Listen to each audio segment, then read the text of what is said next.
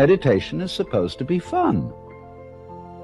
It's not something you do as a grim duty.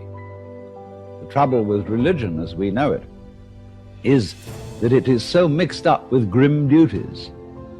We do it because it's good for you. It's a kind of self-punishment. Well, meditation, when correctly done, has nothing to do with all that. It's a kind of digging the present. It's a kind of grooving with the eternal now. And brings us into a state of peace where we can understand that the point of life, the place where it's at, is simply here and now.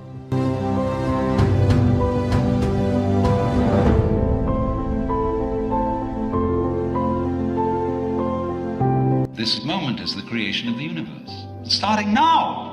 If you look back and wonder whether there was a big bang a long time ago, all you'll see is vanishing traces. The big bang is happening now. This is when the world begins. You're doing it. Only you're not doing it by straining. A you deeper than the straining you is doing all this. The same you that is growing your hair and coloring your eyes and making your thumbprints and all that. You don't think about it. You don't strain muscles to do it. But that is what is creating the world. Here it comes. Now. So instead of thinking that the past is the reality which explains everything that happens now, let's look at now.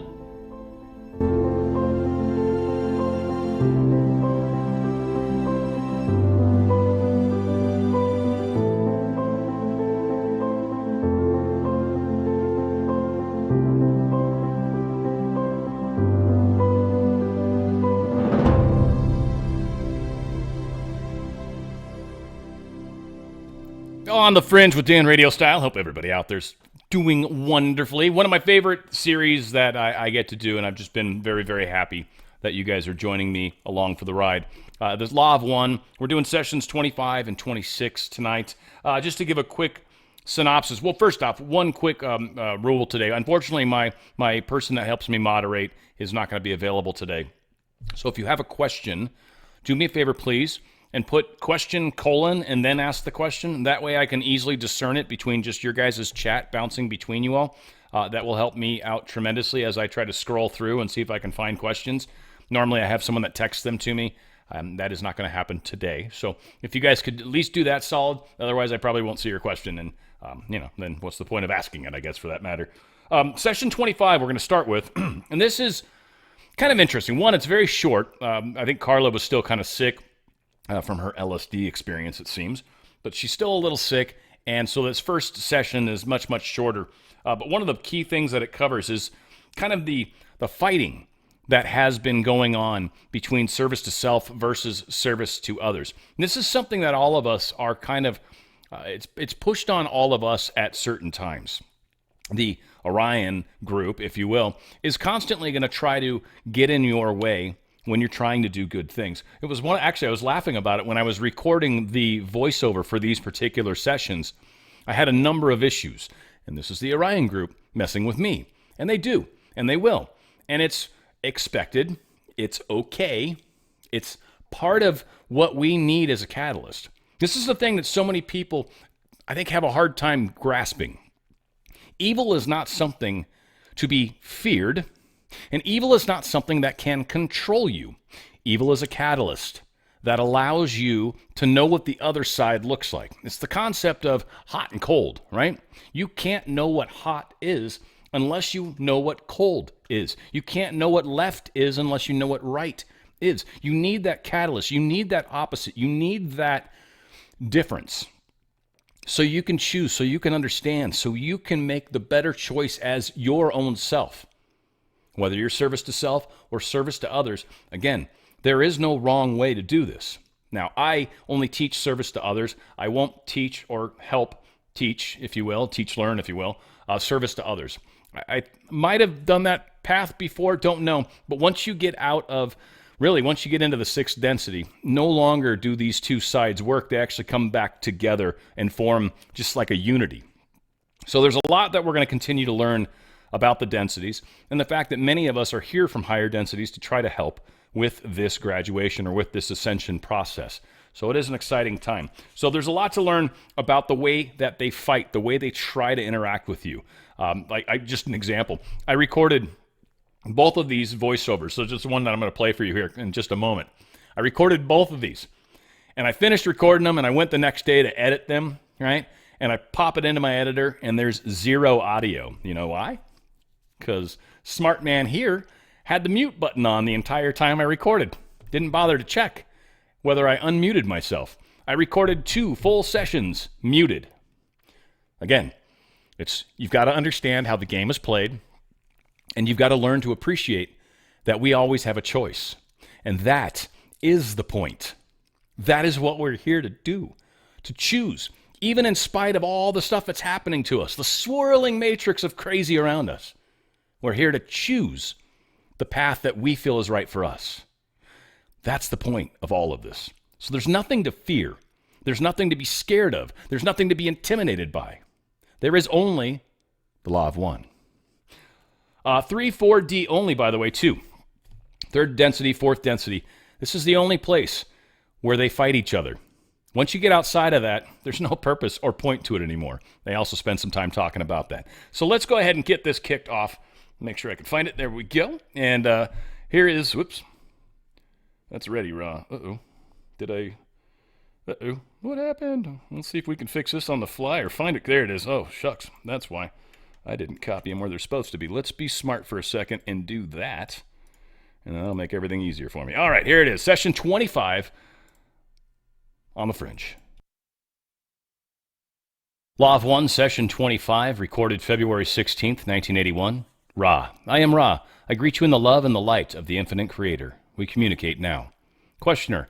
Asking first, what causes or complex of causes has led to the instrument's chest cold, as it is called?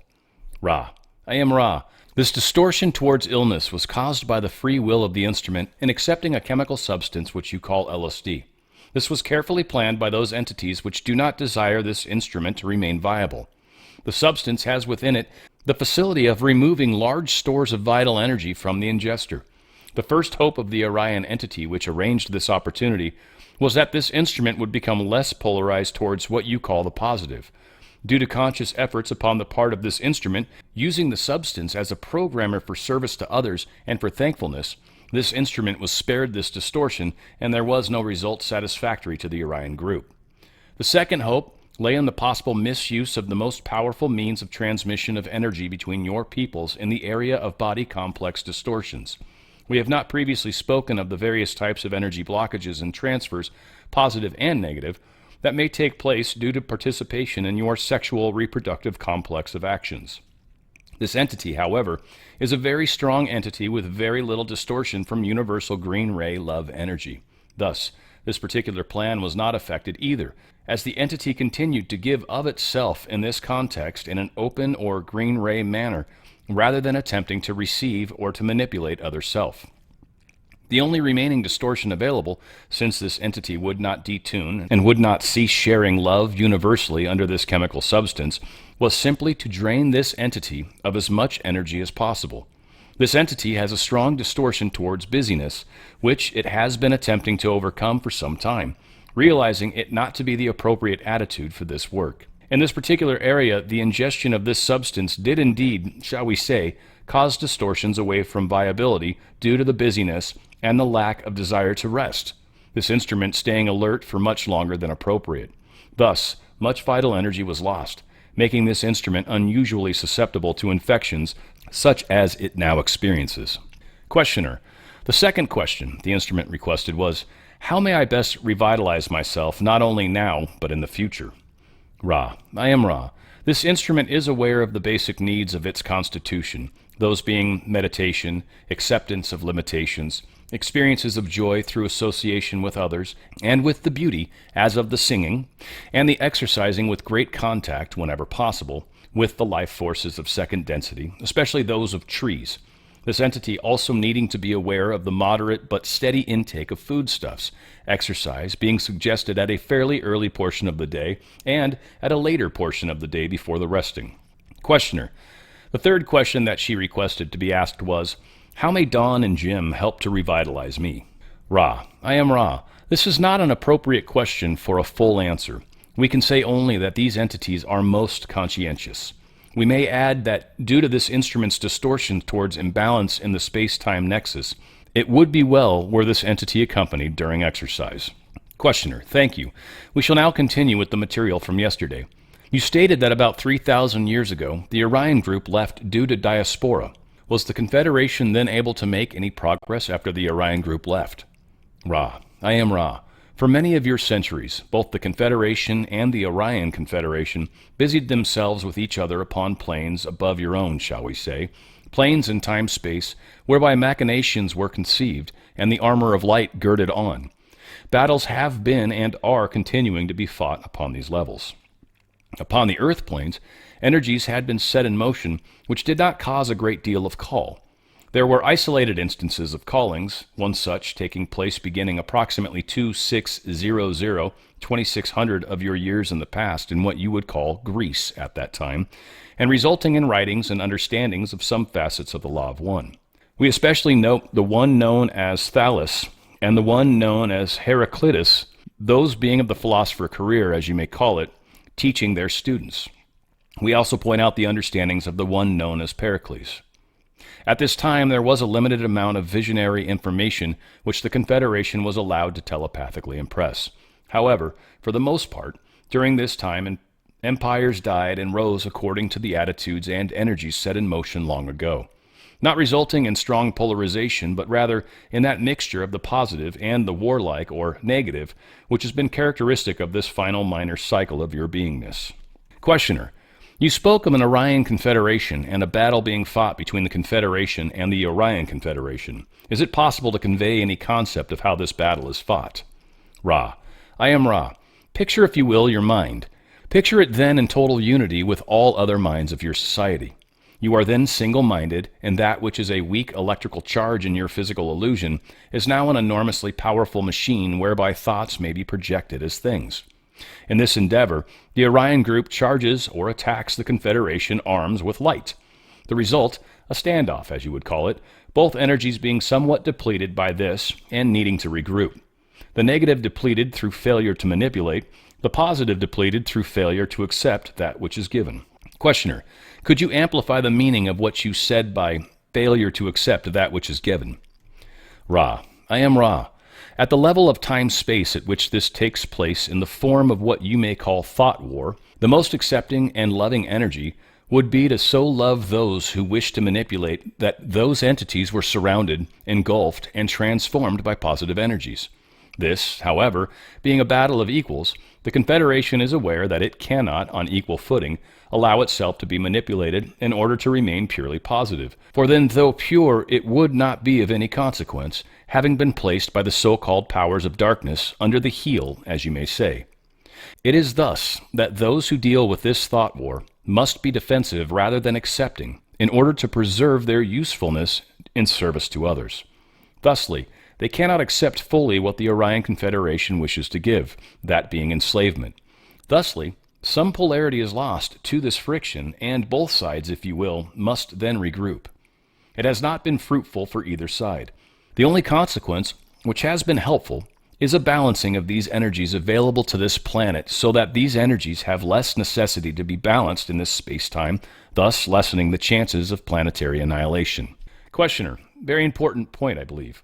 Does a portion of the Confederation then engage in this thought battle? What percentage engages?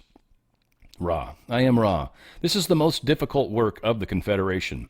Only 4 planetary entities at this one time are asked to partake in this conflict. Questioner. What density are these 4 planetary entities? Ra. I am Ra. These entities are of the density of love, numbering 4. Questioner. Then I am assuming this is the most effective density for this work.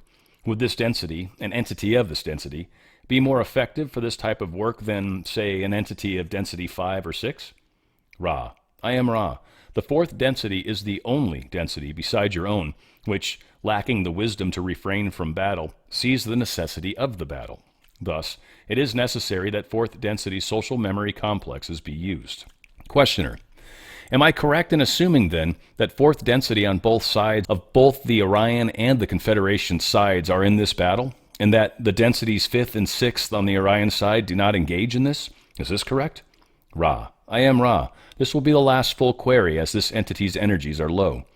It is partially correct. Fifth and sixth density entities, positive, would not take part in this battle. Fifth density, negative, would not take part in this battle. Thus, the fourth density of both orientations join in this conflict. May we ask for a few short questions before we close? Questioner. Well, I will first ask the answer at the end if there's anything we can do to make the instrument really comfortable. I'll only ask the question that the instrument has, or answer the questions that the instrument has energy left to give. But I really would like to know of the orientation of fifth density negative for not participating in this battle. Ra. I am Ra. The fifth density is the density of light or wisdom. The so-called negative service to self-entity in this density is at a high level of awareness and wisdom, and has ceased activity except by thought. The fifth density negative is extraordinarily compacted and separated from all else. Questioner. Thank you very much. We do not wish to deplete the instrument, so if there's anything that we can do to make the instrument more comfortable. Ra. I am Ra. You are very conscientious. As we requested previously, it would be well to observe the angles taken by a more upright posture of the entity. It is causing some nerve blockage in the portion of the body complex called the elbows. I am Ra. I leave you in the love and in the light of the one infinite Creator. Go forth, then, rejoicing in the power and the peace of the one Creator, Adonai. So again, a much shorter session than normal, and again, it's because Carla's been definitely under the weather. So just to kind of run through the notes, and then I'll check some quick questions, and then we'll head into session 26. Green ray love energy is just something that's going to come up a lot, but this is when it comes from the heart. There's a big jump between the third chakra and the fourth chakra. Fourth chakra is the heart chakra. They call it the Great Leap.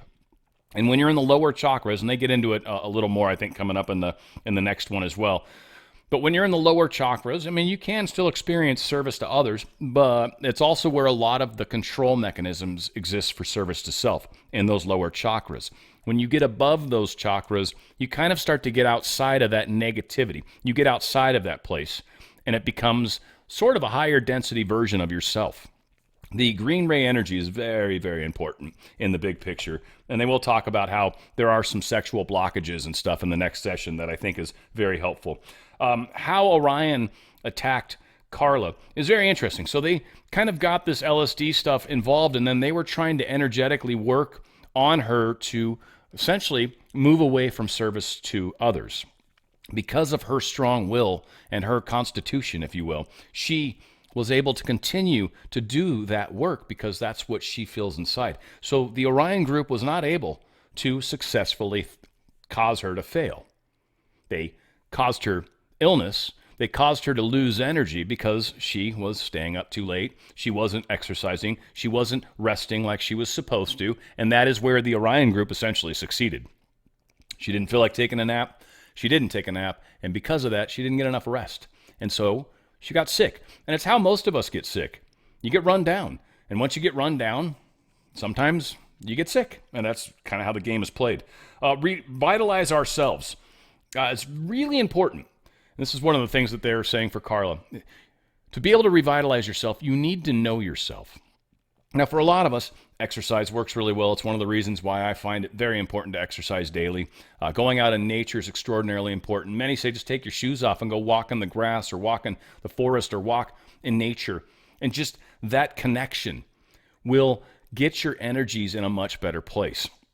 Know thyself. Know what works for you. If you're constantly looking at negative information or constantly looking at all this horrible stuff that's going on in the world, that's what's bombarding you. That's what energetically is hitting you. And if you don't find a way to balance that with some other way to revitalize, you will be taken down with those negative emotions, with those negative thoughts, with those negative energies. It's just the way the game's played. You can't shove yourself into complete negativity and not be overcome by it to some degree. It takes an extraordinarily strong individual to do that. And again, some can, Most cannot. So again, good ways to go about it. Callings, just wanted to kind of explain this one more time. I don't know if I have in the past, but what callings are is when some of us got frustrated, and a lot of us, maybe even when you go back to the past election and stuff, depending on what side of the fence you might be, many of us might have had frustrations and might have looked up and been like, God, help us, right? Like, and that kind of thing is the calling. And so when a number of us reach that calling, it makes that bigger, makes that number larger. They've talked about doubling and all this other stuff, but it was kind of weird the way they explain it. But as more and more of us share this call, then help is given. And this is really how we've gotten to where we are right now. The help has been given, and we're now kind of going through that transition with a great deal of help here right now. A lot of us came here to help with this specifically. So part of the callings, we came. Single-minded or group focus, this kind of gets into like that hive mind versus each one of us having our own unique thoughts. But, and I've used this before with my audience. There was a storm that was about to hit Florida, and I got a bunch of my audience to basically put a dome of light around and over Florida, over the area where the city that was going to get hit by the hurricane. And whatever happened, the hurricane seemed to scoot right through and didn't hardly do any damage.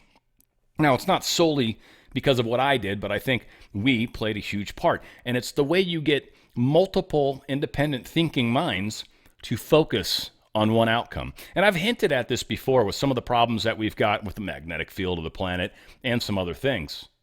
The way through this is to get enough awakened people consciously to focus on where we need to go, focus on what we need to do, focus on protecting and healing, rather than focusing on all the negativity. Focusing on what you don't want will get you exactly what you don't want. Whatever you focus on, you experience, period. It doesn't matter if you're like, I don't want to experience it. You're going to. If you want to experience, well, what you want to experience is what you should focus on, not the opposite. It doesn't work that way. It's like, I've used this before when it comes to manifesting health. A lot of people will say, I don't want to be sick. That doesn't work. That makes you more sick. You'll continue to be sick if you keep focusing on the sick. If you keep focusing on the injury, if you keep focusing on the cancer, you'll continue to have the cancer. But if you can figure out a way to focus on health, and what is that?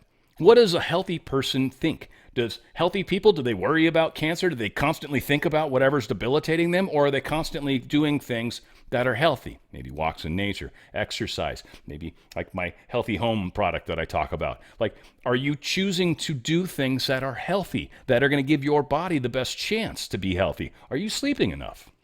There's a lot of things like that that actually play a huge role. So yes. And then see, the fight. Yeah, so the fourth and third density are the only places where service to self and service to others fight. Outside of that, you're on your own path, and you don't ever really deal with each other anymore.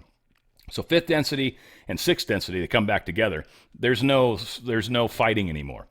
It is only third and fourth density where this happens. So the service to others will be this concept of love heals all. So when the negative entity comes at them, and I've done this before, and it's actually kind of fun because it pisses off the other side, but it does require energy.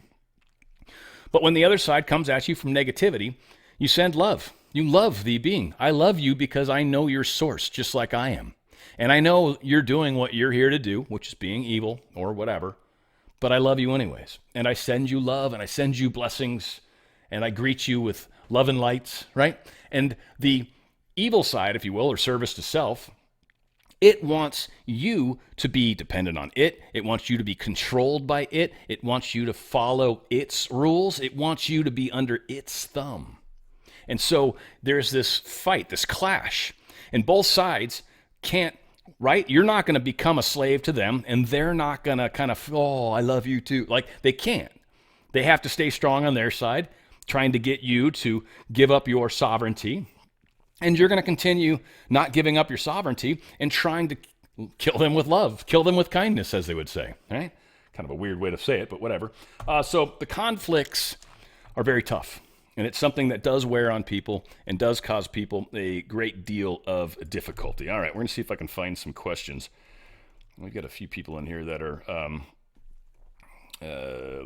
let's see what happens. Let's see if we can find it.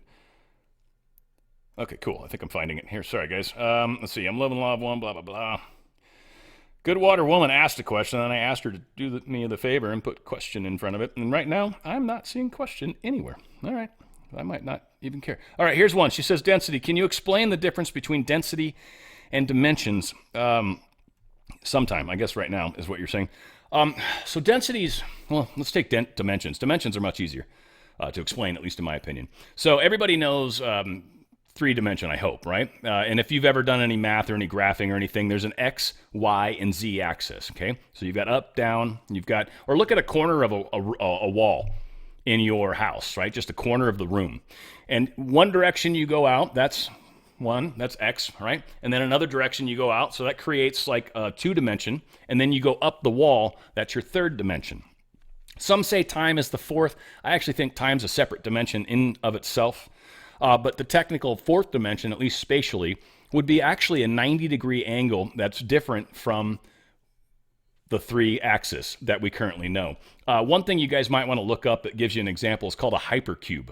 A hypercube is essentially a 3D cube that then they try, and it's hard because you're doing it in 2-dimension, or at least you're showing it in 2-dimension, but they'll show how there's a kind of a spherical octagon type weird, like it's a big like sphere thing around the cube. And that's essentially the 4th density. And a 5th would be another 90 degrees off. And see, the problem is we're 3-dimensional creatures. Our eyes are 2-dimensional. The fact that you got 2 of them and they're split apart creates depth. So you get this concept of 3D, but ultimately everything we see is 2D. So it's very hard for us as humans in this plane in 3D to be able to really comprehend 4D in any meaningful way. And certainly 5D is out of the realm of possibility. It's just impossible to think about. Densities have more to do with, and we're going to get more into it because they do a better job kind of explaining it as we get down the road. But densities have a lot more to do with how you interact with the world around you. Are you coming at it from the green ray center? Are you coming at it more from even like the blue? They'll talk about the blue ray. Or are you coming at it even from indigo, which is up here? Those are kind of the different density levels. And when you're operating from those higher planes, you actually behave much differently. You will pick up certain unique talents that you don't necessarily have when you're still down in the lower 3 chakras. And I frequently talked about, I think the chakras in a large extent are a big key into getting us into the higher levels of thinking and feeling and behaving. So I think that does help a lot. We'll see. September asked the question, do we affect others' chakras? No. Other people are responsible for themselves. You cannot, because that would be against the law of one. You would be forcing your free will on someone. So no, you can't actually force anything onto another individual. You can work with people through healing and stuff like that. Most of the time, though, you as an individual aren't doing the healing. So anyone that really understands healing understands that it's not you doing the healing. It's source, or it's the individual's higher self. You're just a catalyst to help it happen. You're not actually doing the healing. So it's very important to kind of understand that the individual is who needs to heal. And in a lot of cases, you can help that, and you can even sort of offer healing, but they also have to be either A, ready to accept that and accept the change, or B, sometimes some of the ailments we have are tied into either body karma, tied into our own consciousness that's really messed up. And so long as your consciousness is messed up, there's no point in even trying to heal you because you're going to immediately become sick again. So a lot of healing has to do with us rising up through these feelings and emotions and chakras, really, and getting ourselves into a higher state. And when that happens, that is when a lot of the healing can begin all on your own. So you can't force another, you can't do any of that kind of stuff. And if you try, by the way, karma will come to you, by the way. If you try to step outside of the law of one and try to insist on somebody experiencing a certain thing or a certain way, you can actually run into karmic problems. Sometimes if they're okay with it, cool, but you're kind of coming from it's more of a service to self in a lot of cases. You think you're trying to help another person, but you're doing it yourself. You're doing it as a self. And so you start to run into the separation of powers, almost, if you will. And so it is important to work with the individual and try to get them to see and understand rather than trying to push your will onto them. It's sort of a fine line, and I get it sounds maybe not as super easy to understand. And thank you, Goodwater, for putting the question back out with question in front. That is actually very helpful. So if you guys can keep that up for the next side of this. Let's see. Platonic solids. Yeah, I don't know. Oh, I guess maybe you're talking about the what I was trying to describe. Yeah, I highly recommend looking up hypercube. I don't know if that's necessarily a platonic solid. I don't know if they're considered that when you start to get higher dimensions, but certainly many of the solids that exist out there are certainly that. Share love emotionally to heal someone. Sharing love with people definitely is a healing technique, unquestionably. Again, they have to be open to it. If they're service to self and you're sending all sorts of love on them, it won't be received. So you can send things to people. If they don't receive it, it kind of bounces back at you. So it's a good and bad thing, right? Sometimes. So if you're sending love to somebody and they refuse to accept it, well, you're bouncing love back on yourself. Sweet. It's only going to benefit you, right? That's, again, what you're trying to do for another, you're doing to yourself. It's fantastic.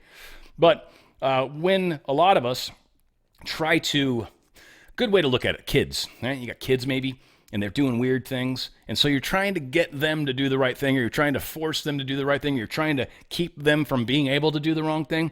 Whenever that starts to happen, you're actually trying to control the situation. You're now getting into more of a service to self kind of attitude rather than, I'm doing it because I want them to be healthy. I understand that, but each one of us are human beings here to experience what's happening. We're here to make our own decisions. We're here to learn how to think properly and how to behave properly. And having somebody do that for you destroys the whole purpose of being alive. So a lot of the times we try to get people to avoid or trying to keep somebody from experiencing a certain level of emotion or some negative experience. But that's their experience to have. Who are we to decide that's not something they should benefit? I've had problems in the past that have been horrible, but they led to things. And because of those moments, I became something. It helped catalyst me into a different direction. So if somebody would have stopped me, say, from having my heart broken out in Tennessee, a lot of things in my life would have gone very, very, very differently.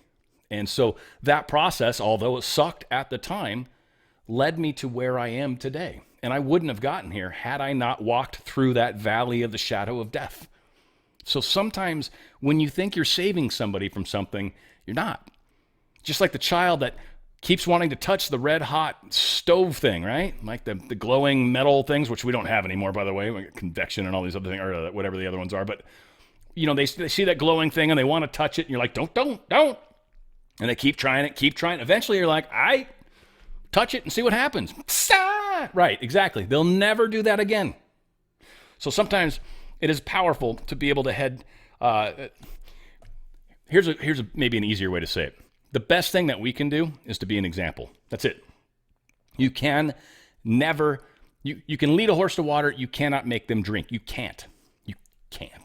You can't wake somebody up. You can't you can't make a horse drink from water. It's just, you can't. And a lot of us spend a lot of energy trying to get people to wake up. You can't. Someone's going to wake up when they wake up. It's all up to their whole thing. The best you can do is to be an example. So every time they see you, you leave this weird impression on them that affects them. That is the only way you can influence change in others, is to be the example so they see that. It's a powerful way to do it. All right, I think we got some good stuff here. We're going to hop into this next one here. At least enough questions for now. If you guys want, you can certainly, let me see, I'm going to highlight here so I can find it again. I'll do it right here.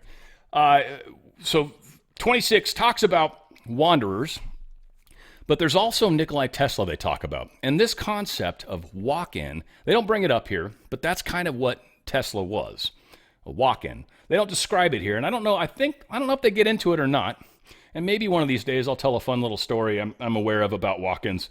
We'll see if it's appropriate. But yeah, so you got that. The concept of nukes. Why I don't think nukes are necessarily allowed to be used today. I think why so many weird UFO things that have happened in the past tend to fly over nuclear sites and do weird things. Nukes are bad in a lot of ways. And they talk about Hiroshima and Nagasaki, what that did to the souls. I think that's actually fascinating. The concept of restitution from a soul level, they talk about that as well. So a lot of people, this is going to be hard for a lot of people. First off, we live more than once. That's going to be really hard for a lot of people right there. For those that have already kind of realized that, and maybe you've had glimpses of other lives, or maybe you just understand that things are a lot more complex than they seem, or you've realized that you've met people before that you have this weird familiarity with, but you've never ever seen them before in your life. Like, how does that happen? So there's a lot of very interesting experiences that we can have that can help lead us into the understanding that we don't live just once. But law of confusion allows any one of you guys to believe, nope, we only live once. It says it right here in this book. All right, and then that's what you believe. That's fine. I'm cool with that. It doesn't matter. It's not going to change my life at all. In fact, I can't make you think differently. All I can do is talk about it and be the best example I can. And in some cases, that will upset people. It's funny how it works, actually. So restitution, sometimes when, for an example, maybe you've been abnormally hard on an individual. Maybe you've been abusive. It's probably a better kind of example. So maybe you were in a life and you were very abusive. You beat up your person. You tried to control them. You created problems, maybe even killed somebody at some point, right? So you'll have a secondary life, another life, tertiary, 5th, 20th, whatever. And you'll actually maybe be in a relationship where you're abused. Or maybe for some reason, because you didn't understand how taking away someone's mobility was detrimental, you might end up being wheelchair bound or something along those lines. Again, there's a lot of people that are like, I wouldn't choose to do this. Yes, you do. You actually do. You choose it because you understand it through that catalyst.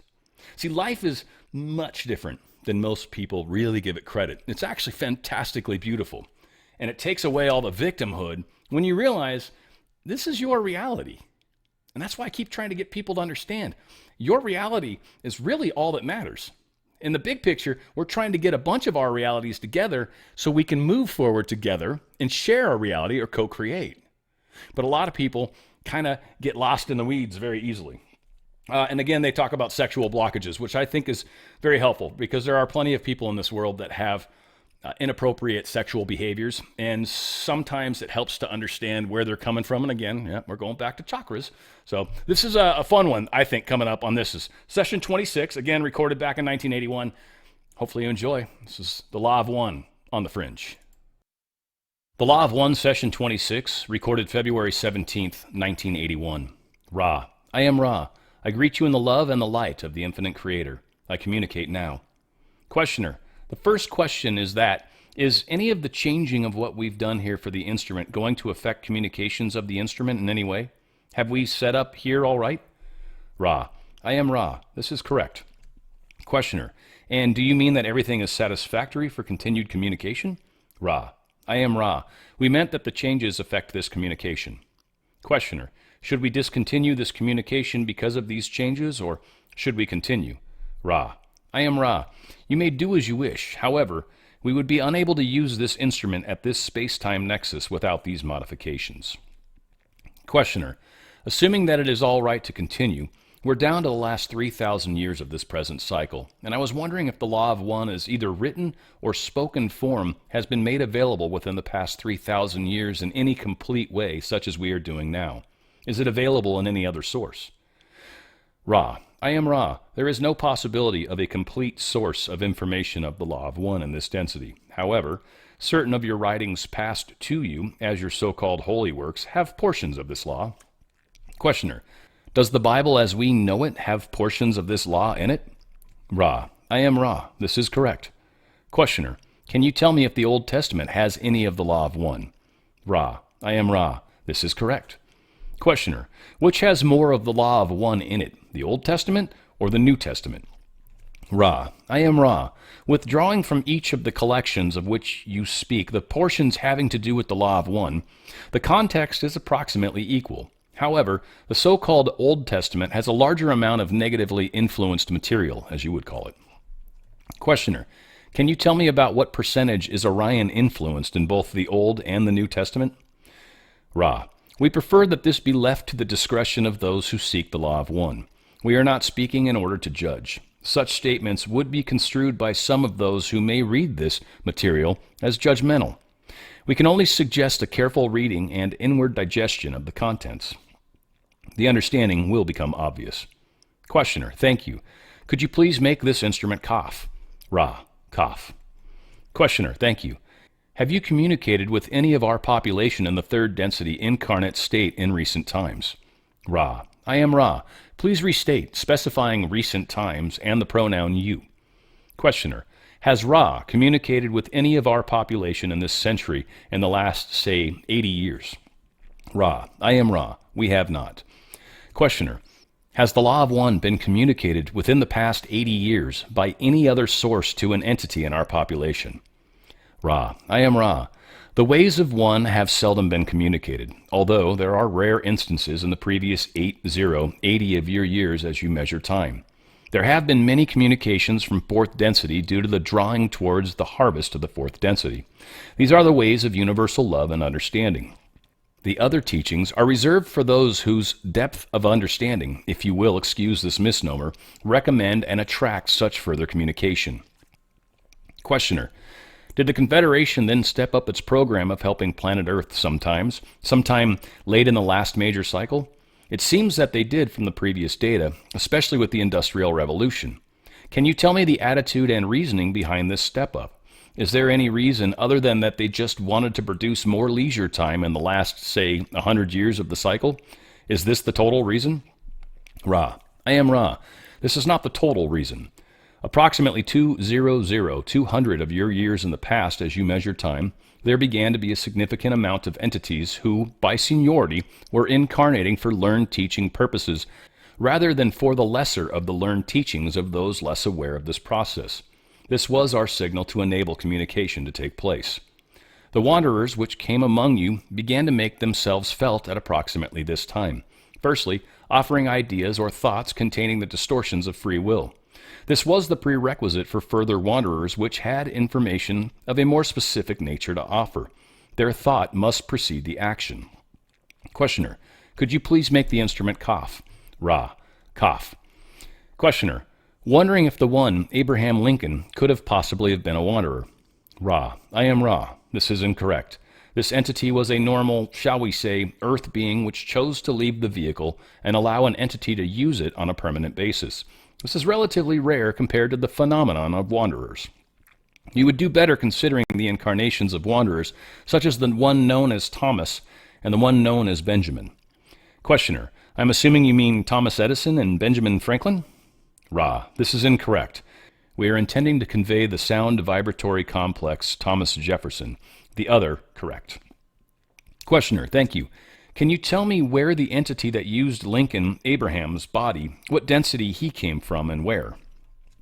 Ra. I am Ra. This entity was fourth vibration. Questioner. I assume positive? Ra. This is correct. Questioner. Was his assassination in any way influenced by Orion or any other negative force? Ra. I am Ra. This is correct. Questioner. Thank you. In the recent past of the last 30 to 40 years, the UFO phenomenon has become known to our population. What was the original reason for, I know there have been UFOs throughout history, but what was the original reason for the increase in what we call UFO activity, say in the past 40 years? Ra. I am Ra. Information which Confederation sources had offered to your entity, Albert Einstein, became perverted, and instruments of destruction began to be created. Examples of this being the Manhattan Project and its product. Information offered through Wanderer, sound vibration Nikola Tesla, also being experimented with for potential destruction. Example, your so-called Philadelphia experiment. Thus, we felt a strong need to involve our thought forms in whatever way we of the Confederation could be of service in order to balance these distortions of information meant to aid your planetary sphere. Questioner. Then what you did, I am assuming then, is to create an air of mystery with the UFO phenomena, as we call it, and then by telepathy send many messages that could be either accepted or rejected under the following, of course, the Law of One, so that the population would start thinking seriously about the consequences of what they were doing. Is this correct? Ra. I am Ra. This is partially correct. There are other services we may perform. Firstly, the integration of souls or spirits, if you will, in the event of the use of these nuclear devices in your space-time continuum. This, the Confederation has already done. Questioner. I don't fully understand what you mean by that. Could you expand a little bit? Ra. I am Ra. The use of intelligent energy transforming matter into energy is of such a nature among these weapons that the transition from space-time third density to time-space third density, or what you may call your heaven worlds, is interrupted in many cases. Therefore, we are offering ourselves as those who continue the integration of soul or spirit complex during transitions from space-time to time-space. Questioner: could you please give me an example from, let us say, Hiroshima or Nagasaki of how this is done? Ra: I am Ra. Those who were destroyed, not by radiation, but by the trauma of the energy release, found not only the body-mind-spirit complex made unviable, but also a disarrangement of that unique vibratory complex you have called the spirit complex, which we understand as a mind-body-spirit complex, to be completely disarranged without possibility of reintegration. This would be the loss to the Creator of part of the Creator, and thus we were given permission not to stop the events, but to ensure the survival of the, shall we say, disembodied mind-body-spirit complexes. This we did in those events which you mentioned, losing no spirit, or portion, or holograph, or microcosm of the macrocosmic infinite one. Questioner: could you please make the instrument cough, and then tell me just vaguely how you accomplished this? Ra: cough. I am Ra. This is accomplished through our understanding of dimensional fields of energy. The higher or more dense energy field will control the less dense. Questioner: but then, in general then, you're saying that if you will allow Earth, the population of this planet, to have a nuclear war and many deaths from that war, but you will be able to create a condition where these deaths will be no more traumatic, shall I say, with respect to entrance to the heaven world or astral world or whatever we call it, than death by a bullet or normal means of dying of old age. Is this correct? Ra: I am Ra. This is incorrect. It would be more traumatic. However, the entity would remain an entity. Questioner: can you tell me the condition of the entities who were, shall I say, killed in Nagasaki and Hiroshima at this time? What is their condition? Ra: I am Ra. They are of this trauma, have not yet fully begun the healing process. They are being helped as much as possible. Questioner: when the healing process is complete with these entities, will this experience of death due to the nuclear bombs cause them to be, shall we say, regressed in their climb towards the fourth density? Ra: I am Ra. Such actions as nuclear destruction affect the entire planet. There are no differences at this level of destruction, and the planet will need to be healed. Questioner: I was thinking specifically, if an entity was in Hiroshima or Nagasaki at the time, and he was reaching harvestability at the end of our cycle, would this death by nuclear bomb possibly create such a trauma that he would not be able to be harvestable by the end of the cycle? That was specifically my question. Ra: I am Ra. This is incorrect. Once the healing has taken place, the harvest may go forth unimpeded. However, the entire planet will undergo healing for this action, no distinction being made betwixt victim and aggressor, this due to damage done to the planet. Questioner: could you please make the instrument cough and, Ra, cough? Questioner: and then, can you describe the mechanism of the planetary healing? Ra: I am Ra. Healing is a process of acceptance, forgiveness, and, if possible, restitution. The restitution not being available in time-space, there are many among your peoples now attempting restitution while in the physical. Questioner: how do these people attempt this restitution in the physical? Ra: I am Ra. These attempt feelings of love towards the planetary sphere and comfort and healing of the scars and the imbalances of these actions. Questioner: then as the UFO phenomena was made obvious to many of the population, many groups of people reported contact. Many groups of people reported telepathic communications with UFO entities, and many recorded the results of what they considered telepathic communications. Was the Confederation, shall we say, oriented to impressing telepathic communications on groups that became interested in UFOs? Ra: I am Ra.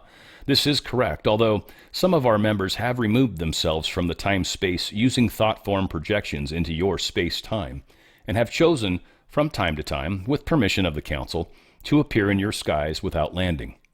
Questioner: then are all of the landings that have occurred except for the landing when Eisenhower was contacted? Are all of those landings of the Orion group or similar type groups? Ra: I am Ra. Except for isolated instances of those of, shall we say, no affiliation, this is correct. Questioner: Is it necessary in each case for the entity who is contacted in one of these landings to be calling the Orion group, or do some of these entities come in contact with the Orion group even though they are not calling that group? Ra, I am Ra. You must plumb the depths of fourth density negativity to understand. This is difficult for you. Once having reached third density space-time continuum through your so-called windows, these crusaders may plunder as they will, the results completely a function of the polarity of the, shall we say, witness/subject or victim. This is due to the sincere belief of fourth density negative that to love self is to love all. Each other self, which is thus either taught or enslaved, thus has a teacher which teaches love of self. Exposed to this teaching, it is intended that there be brought to fruition a harvest of fourth density negative or self-serving mind-body-spirit complexes. Questioner, could you make the instrument cough, please? Ra, cough. Questioner, then I am assuming all of the UFO groups who are getting telepathic contact from the Confederation were, shall we say, high-priority targets for the Orion Crusaders, and I would assume that a large percentage of them were, shall we say, had their information polluted then. Can you tell me, do you have any idea what percentage of these groups were heavily polluted by the Orion information, and if any of them were able to remain purely a Confederation channel? Ra, I am Ra. To give you this information would be to infringe upon the free will or confusion of some living. We can only ask each group to consider the relative effect of philosophy and your so-called specific information. It is not the specificity of the information which attracts negative influences. It is the importance placed upon it. This is why we iterate quite often when asked for specific information that it pales to insignificance, just as the grass withers and dies while the love and the light of the one infinite Creator redounds to the very infinite realms of creation forever and ever, creating and creating itself in perpetuity. Why then be concerned with the grass that blooms, withers, and dies in the seasons, only to grow once again due to the infinite love and light of the one Creator? This is the message we bring. Each entity is only superficially that which blooms and dies. In the deeper sense, there is no end to beingness. Questioner, thank you very much. Could you please make this instrument cough? Ra, cough. Questioner, as you have stated before, it is a straight and narrow path. There are many distractions. I plan to create an introduction, shall I say, to the Law of One, traveling through and hitting the high points of this 75,000-year cycle, possibly a few questions into the general future. After this introduction to the Law of One, as I call it, I would like to get directly to the main work, which is creating an understanding that can be disseminated to those who would ask for it, and only to those who would ask for it, for an understanding that can allow them to greatly accelerate their evolution. I am very appreciative, and I feel a great honor and privilege to be doing this, and hope that we can accomplish this next phase. I have a question that the instrument has asked that I would like to ask for the instrument. She says, you speak of various types of energy blockages and transfers, positive and negative, that may take place due to participation in our sexual reproductive complex of actions. She states, please explain these blockages and energy transfers, with emphasis upon what an individual seeking to be in accordance with the Law of One may positively do in this area. Is it possible for you to answer this question? Ra, I am Ra. It is partially possible, given the background we have laid. This is properly a more advanced question. Due to the specificity of the question, we may give a general answer. The first energy transfer is red ray. It is a random transfer having to do only with your reproductive system.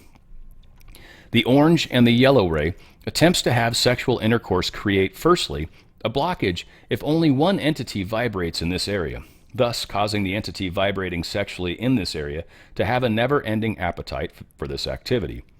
What these vibratory levels are seeking is the green ray activity. There is the possibility of orange or yellow ray energy transfer, this being polarizing towards the negative, one being seen as object rather than the other self, the other seeing itself as plunderer or master of the situation. In fourth ray, there are two possibilities.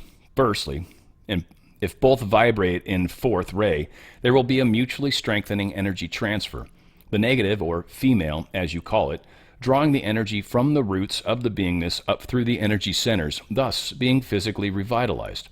the positive or male polarity, as it is deemed in your illusion, finding in this energy transfer an inspiration which satisfies and feeds the spirit portion of the mind-body-spirit complex, thus both being polarized and releasing the excess of that which each has an abundance by nature of intelligent energy. That is, negative/intuition, positive/physical energies, as you may call them. This energy transfer being blocked only if one or both entities have fear of possession, of being possessed, of desiring possession, or desiring being possessed.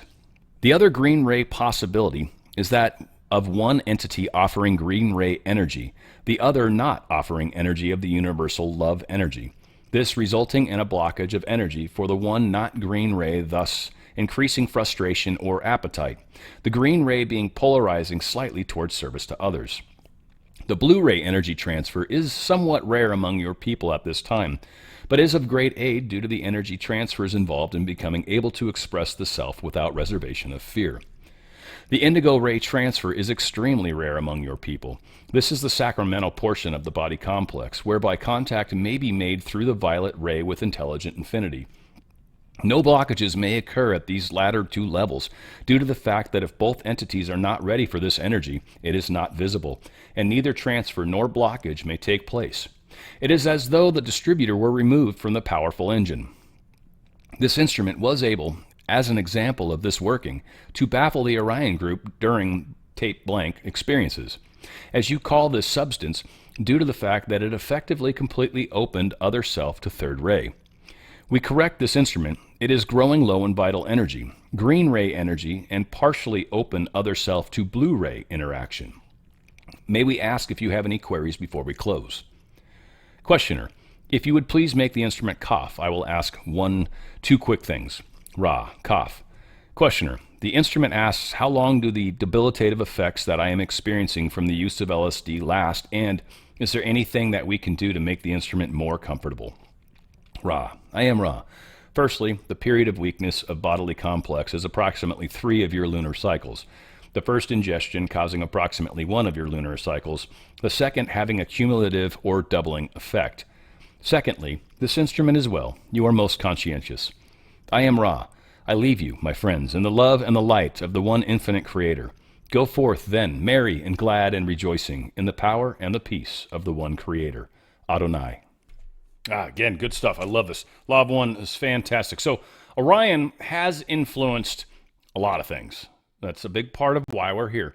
And this is one of the things that's changing, by the way, but the way the history has been on this planet for a long time, both service to self and service to others have been here intermingling for a long time, and in some respects has caused some of the problems we have today through the warring and all this kind of stuff and trying to control people.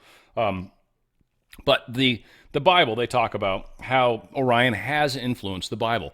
When you read the Bible, especially with an open heart and an open mind, and you truly read it that way, you will see the places where Orion has influenced it, and you will see the beautiful truths that are also there. And just because Orion has influenced it doesn't mean, or at least even the parts specifically that they've influenced, doesn't mean those parts are still not useful. They actually can be. In fact, when you read it with an open mind, your heart or soul or whatever will actually see the truth or see the way the catalyst has worked here. You'll see the way that the influence of Orion's kind of affected the statement. You're like, that just doesn't feel right. And so you'll see it written out and you'll feel it and you'll know.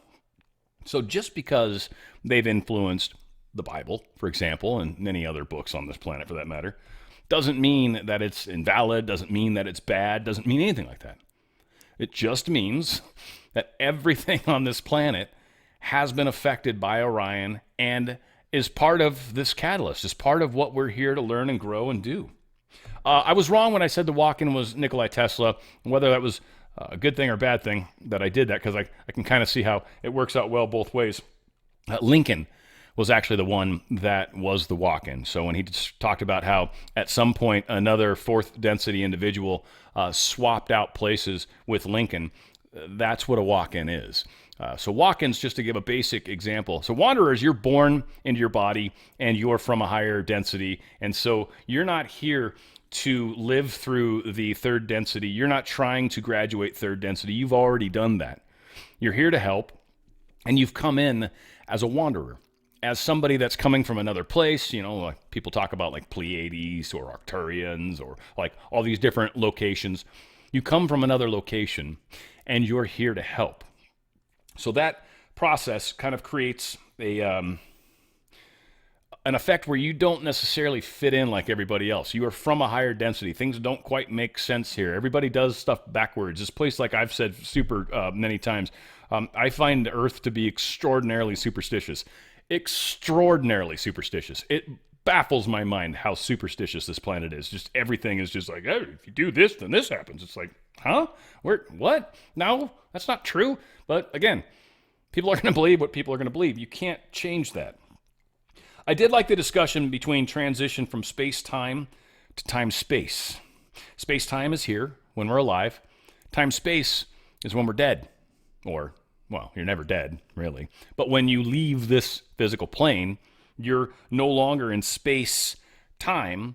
You're now in time-space because it's always now. And that's why the time part becomes critical, because it's no longer the space as much as the time. And it's always now.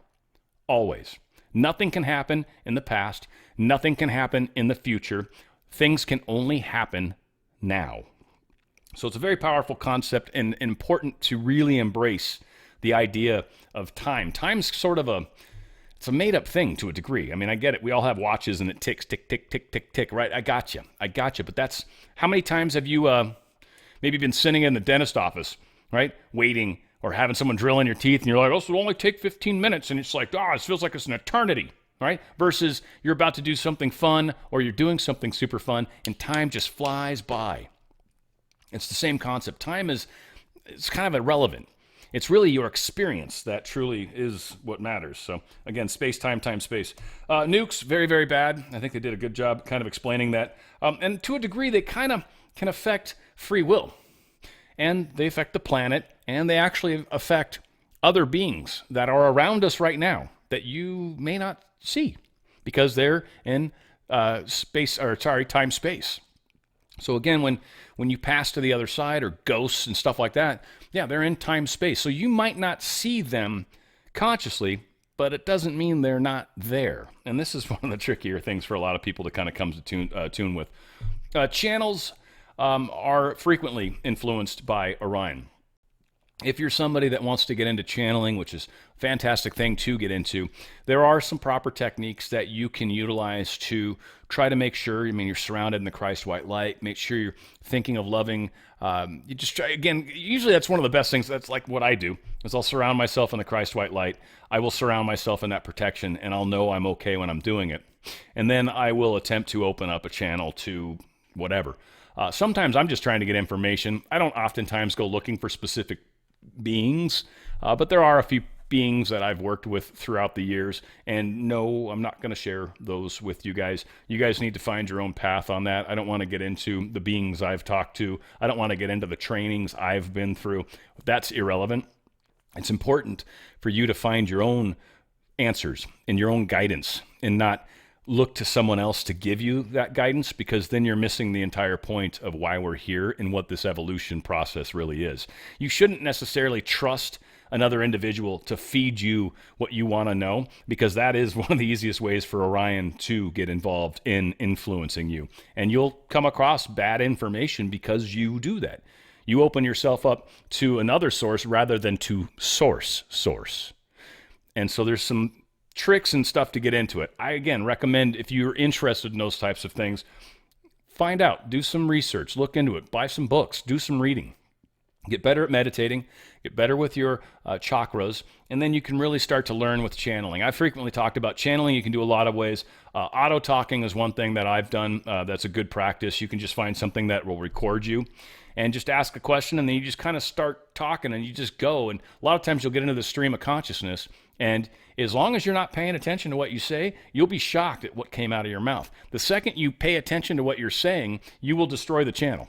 You cannot channel and pay attention to what you're saying. It's a big part of why I don't like to look at the comments while these videos are going on and I'm taking notes, because I can't bring in the information when I'm distracted by a bunch of people saying all sorts of weird random stuff. And no offense to anybody saying weird random stuff, but it affects my ability to be able to try to pull down a good question or good things to talk about. So I keep the comments buried. I can't even see them on my screen right now, not even out of the corner of my eye, because it would distract me.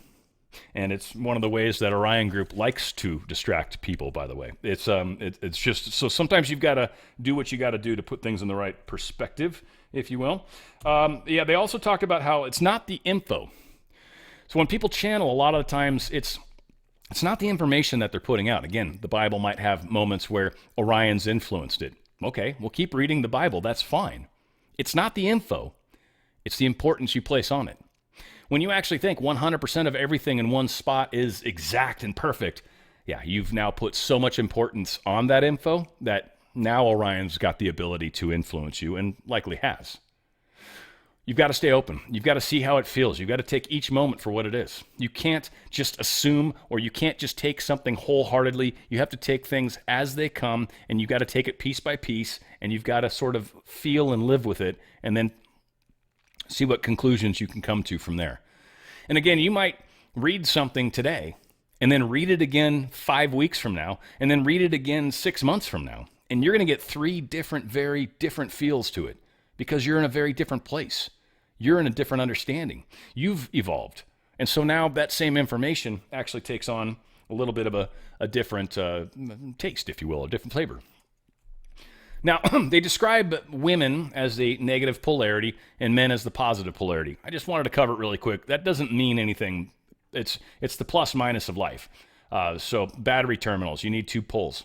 It doesn't mean one pole's better than the other. Just because it's got a negative sign in this particular world we live in, we frequently consider negative to be a bad thing or minus or whatever. It's not. It's just the other side of the pole. And since there's 2 poles, one's positive, one's negative, men tend to be more of the sun energy, which is outgoing, which is more positive influence, if you will, or more positively pushing outward. Women tend to be more of that moon energy, or more receptive. That's why they tend to be more feeling oriented. They tend to be a lot better at channeling and stuff like that because they're more built around that negative polarity, that receiving energy, rather than constantly doing. And so again, the balance is really, I think, where the life comes to. Many of us have been men and women in our different lives. So there's not a better or worse. They're different. And they're both very important and really, frankly, can't exist without the other. So that's a huge part of the lesson. All right, let's see if we can find any questions. I was somewhat smart about how I did this, and we'll see if I find any questions in here as we try to finish up the Law of One. Here's Sheila asking a question. This section seems to coincide with the teachings of the Kundalini. I can see similarities of the Law of One with other spiritual teachings. Do you see the Kundalini comparison here? Yes, definitely. Kundalini really does get into trying to get into those upper chakras with another individual. And as they talk about, if both of you are not in the same place, if you're not both coming at it from the blue ray energy or the indigo or violet ray energy, if you're not both doing it, or if you're not both have activated those chakras like together or also, if you will, you won't experience that Kundalini. The only way you can experience that Kundalini is if both of you are at that same place in that same energy and experiencing that same kind of divine moment. And so that is kind of what they were talking about. And you're 100% right. Kundalini is a very fun kind of concept that a lot of people, when you're married and you sort of go through this Law of One training together, you will find some pretty crazy sex. I'll put it that way. People, you can experience so many amazing components with each other like that. So that is Kundalini is a great thing to try to get into if some of you guys are interested in going down that path. All right, see if we got any other questions. That was a great question, Sheila. Oh, Sheila. All right, what else we got? And Dan, I got to run. Show you. Bye, Sonis. I know she's gone already, but yeah, she's got a show coming up. You guys should check her out. She's going to be on the air, I think, in about 22 minutes. Not that I'm counting. Let's see. Question from Jude. Do you think that the Philadelphia experiment transitioned through dimensions, thus opening a doorway? Yes. Philadelphia experiment did a whole bunch of stuff, but yeah, definitely the whole concept was about teleporting the ship. A lot of people said it had to do with radar invisibility. No, it was they were literally trying to teleport the ship. they created an opening, and again, you should look into CERN too, because it's like a scarier version of what they've learned to do. But yes, that is exactly what that was, and that was why it was somewhat nefarious, because of how and why it was being used. And it was essentially being used because they wanted to be able to teleport one of these craft, one of our boats, ships, straight into, say, the harbor of someplace and just start laying waste to everything, right? So there was or to be able to just transport across the planet and not have to actually sail. So there was a lot of things they were trying to do with it, but yes, of course, like many technologies, Manhattan Project being another example, they were taking great science that actually could help humanity, or like I like to call it, a tool, right? Tools can be used for good and evil, and they took those tools and stole them and turned them into evil or control or power, service to self, right? It's been a big part of what this planet has been going through for a long time, and those days are definitely changing, so that's fantastic. See if we got any others in here. Ooh, looks like, oh, one final question. Looks like from Rawalt. Is that like in the movie Demolition Man? Kind of sounds like that. I have to apologize. I've not seen Demolition Man. I think I've heard both of them are reasonably good. I think the second one's supposed to be significantly better. You guys can maybe correct me on that. I haven't seen Demolition Man, so I apologize. I think it's Wesley Snipes in the first one. Is that right? Or is that him and Sly Stallone? Whatever. Yeah, it goes back a ways. Let's see. Ageless Warrior. I think what Dan might be playing. Oh, okay. Let's see. Think 2000. Question, how many sub-octaves are there in each density? They've talked about that, and so there is an infinite number of sub-octaves, really. I mean, that's you can break everything down simply, or you can get into, there's always another, I think they broke it down into another 7 rays, and another 7 rays from that octave, and then you go down one more octave, 7 more rays. So it's kind of never-ending. It's funny how life is you can get increasingly smaller and smaller, and you can get bigger and bigger, and there's just really no stopping either side of that. So, but yeah, there's typically they go in, for at least the way they describe it in Law of One, groups of 7, right? So for every sub-octave, there's 7 more sub-octaves, and then down those, there's 7 more sub-octaves. So it starts to branch out pretty crazy over a very, very short time, that's for sure. Maggie, got a question from you. How does this positively affect our lives? I don't know if I understand your question. That's up to you on how this positively affects you. If it doesn't positively affect you, and it might not, because maybe this doesn't ring true with you, maybe this doesn't fit in you. This is information, and how that affects you, it's up to you, Maggie. You've asked some interesting questions in the past, and I find that, yeah, you're struggling a little bit with the concepts that we're going through. Again, does this involve the Bible, and how does God and Jesus and all these beliefs I have? Dan, tell me, when I believe a certain way, how does this fit into that? And it's like, Maggie, that's not how this works. You believe what you believe. That's your belief. This is information that can enhance your belief, or you can just disregard it. Law of confusion allows you to go either direction. This can enhance a lot of people's lives if you let it, or it can be ignored and not matter at all. It is 100% up to you guys. And I don't even know what 3 shells are. Well, it looks like we're basically down to the last of it, and I appreciate you guys. We're going to go out with the intro that I like going into, and I look forward to doing this again with you guys next week. I will say July 4th, I am going to be in Houston, so I will be traveling on July 3rd, which is a Thursday. We will not be doing the show that week. We will have to skip a week. I apologize for that. That said, yeah, we will follow up with the next week right after. Hopefully I get to see a bunch of you guys in Houston. I'm very much looking forward to that trip. The expectation is a bunch of you guys are going to be there, and you're very welcome, Maggie. I love you guys, and I'm just, again, you don't have to believe any of this. You can think I'm a nut job. I'm totally cool with that. But this is something that if you spend some time with it and give it a little bit and see if it can, see if it influences you. See if you see something interesting, something that sparks something. You're like, yeah, I kind of always thought there was something to that. Give it a chance. See what you think. If it's not for you, it's cool. It doesn't need to be. But I think a lot of people out there are going to get a lot of benefit from this. And I'm, okay, yeah, we're just around 188 people. Look, that seems like a small number, I guess, for a live show. But in reality, I see that as a huge number. There's 188 of you getting extensive understandings and extensive information above many out there. And I'm not saying it's me giving it to you. I'm sharing information, and we're just talking about it. but you guys are actually opened up to it. You guys are actually, and that's why I always talk about, you guys are the teacher of teachers. You guys are the ones that are changing this world with me. And it is through our focus that we're going to help a lot of people around us be safe and be secure and feel like they've got somebody they can ask questions to.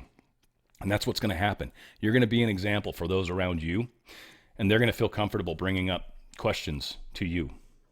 Teacher of teachers. I love you guys. We're going to continue working together, and as I like to say, where we go one, we go all. And it is on the Fringe with Dan RadioStyle.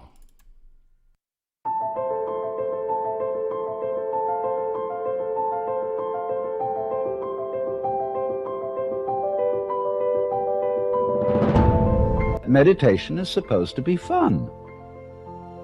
It's not something you do as a grim duty. The trouble with religion as we know it is that it is so mixed up with grim duties. We do it because it's good for you. It's a kind of self-punishment. Well, meditation, when correctly done, has nothing to do with all that. It's a kind of digging the present. It's a kind of grooving with the eternal now. And brings us into a state of peace where we can understand that the point of life, the place where it's at, is simply here and now.